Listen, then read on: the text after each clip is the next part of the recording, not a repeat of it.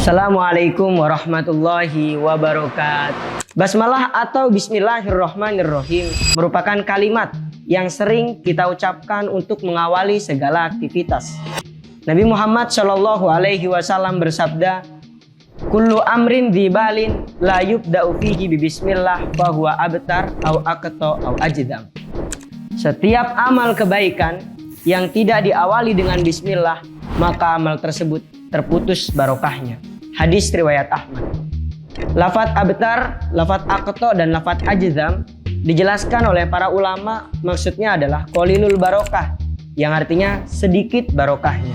Begitu pula dianjurkan membaca basmalah pada saat membaca Al-Quran, khususnya dalam surat Al-Fatihah, yakni surat yang selalu dibaca di dalam sholat, baik itu sholat sunnah ataupun sholat wajib.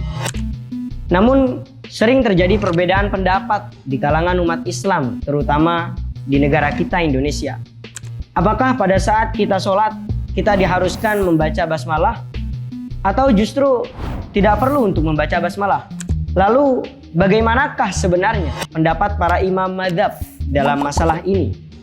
Apakah basmalah termasuk ayat dari surat Al-Fatihah atau tidak? Ataukah basmalah hanya termasuk bacaan yang bagusnya dibaca sebelum membaca surah-surah di dalam Al-Quran? Selamat datang kembali di segmen Tabayun, sebuah segmen yang membenahi pemahaman, mengklarifikasi kebenaran, dan menguatkan keislaman. Simak terus Tabayun kali ini yang berjudul Dalil Basmalah dalam surah Al-Fatihah.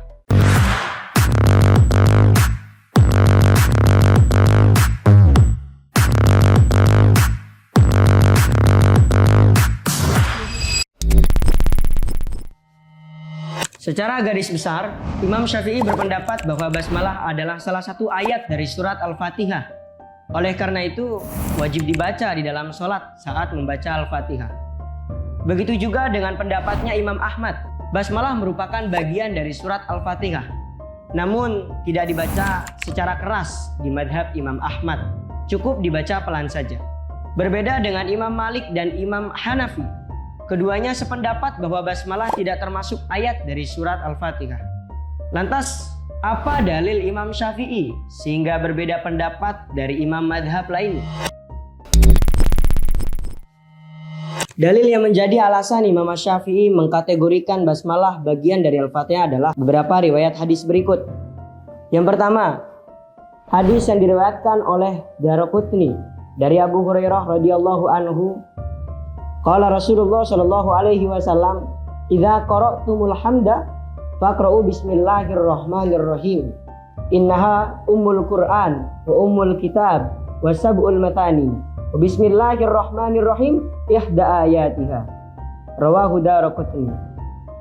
Dari Abu Hurairah radhiyallahu anhu, beliau berkata, Rasulullah sallallahu alaihi wasallam bersabda, "Apabila kamu membaca alhamdu, yakni surat Al-Fatihah, maka bacalah bismillahirrahmanirrahim, karena sungguhnya ia adalah induk Al-Quran, induk Alkitab, dan 7 ayat yang diulang-ulang. Dan bismillahirrahmanirrahim adalah salah satu ayatnya." Dalil yang kedua, hadis yang diriwayatkan oleh Al-Hakim dari Ibnu Abbas radhiyallahu anhu, "Haddatsanahu an Ibni Jurayj an abihi an Sa'id ibni Jubair an Ibni Abbas fi qouli ta'ala walaqad atainaka sab'an minal mathani. Qala fatihatul kitab. Qila li Ibni Abbas fa aina as-sabi'ah? Qala bismillahirrahmanirrahim." Ibnu Abbas ketika menjelaskan firman Allah dalam surat Al-Hijr ayat 87, walaqad atainaka sab'an minal mathani, sesungguhnya telah datang kepada engkau Muhammad 7 ayat yang diulang-ulang. Ibnu Abbas menjelaskan 7 ayat yang diulang-ulang maksudnya adalah surat Al-Fatihah. Beliau kemudian ditanya, fa aina sabi'ah? Lalu mana ayat yang ketujuh itu? Ibnu Abbas menjawab, bismillahirrahmanirrahim. Dalil yang ketiga, hadis dari Ummu Salamah yang diriwayatkan oleh Ibnu Huzaimah, Daraqutni, dan Al-Hakim. Wa an Ummi Salam anna Nabi sallallahu alaihi wasallam qara'a bismillahirrahmanirrahim fi awalil Fatihati fi shalah wa addaha ayah. Rawahu Ibnu Khuzaimah fi sahihi wa Daruqutni wa qala al-Hakim huwa sahihun ala sartihim. Diriwayatkan dari Ummu Salamah bahwa Rasulullah Shallallahu Alaihi Wasallam membaca Bismillahirrahmanirrahim di awal Fatihah dalam sholatnya dan menghitungnya sebagai satu ayat dari Al-Fatihah. Dalil yang terakhir, hadis yang diriwayatkan oleh Daruqutni dari sahabat Abu Hurairah radhiyallahu anhu. An Abi Hurairah anin Nabi Shallallahu Alaihi Wasallam annahu kana idza qara'a wa huwa ya'ummun nasa iftataha Bismillahirrahmanirrahim.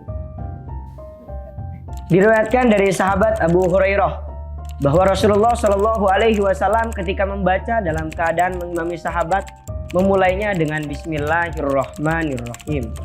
Kesimpulannya adalah berdasarkan hadis-hadis tersebut, basmalah adalah bagian yang tak terpisahkan dari surat Al-Fatihah. Maka dari itu Imam Asy-Syafi'i berpendapat bahwa basmalah adalah bagian dari surat Al-Fatihah dan dihukumi batal sholatnya orang yang tidak membaca basmalah.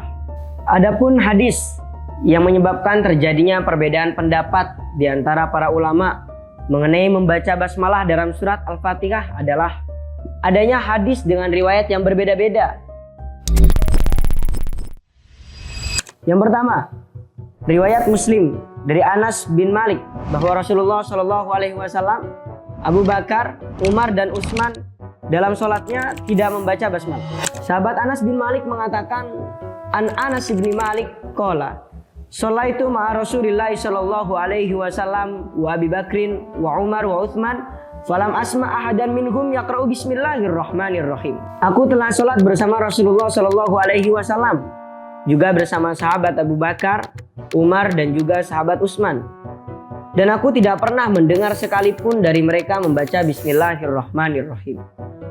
Dalil yang kedua, riwayat Imam Ahmad, Imam An-Nasai dan Ibnu Khuzaimah bahwa Rasulullah, Abu Bakar dan Umar tidak mengeraskan bacaan basmalahnya. Hadis Anas anna Nabi sallallahu alaihi wasallam wa Abu Bakrin wa Umar kanu yaftatihuna as-shalah bilhamdulillahi rabbil alamin. Muttafaqun alaih. Wa fi riwayatin li Ahmad wa Nasa'i wa Ibnu Khuzaimah la yajharuna bi bismillahirrahmanirrahim.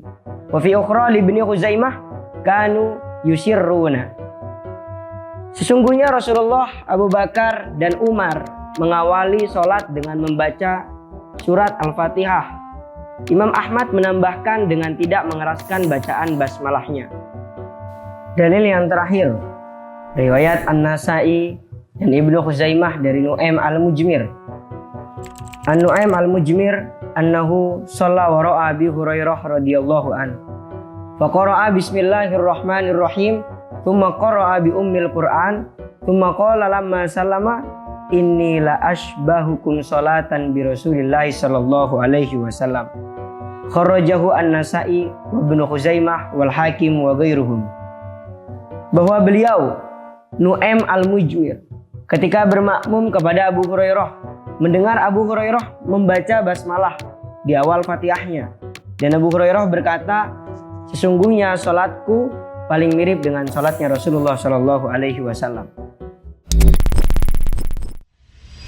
Dari ketiga hadis tersebut, perbedaan pendapat antar madhab tidak dapat dihindarkan.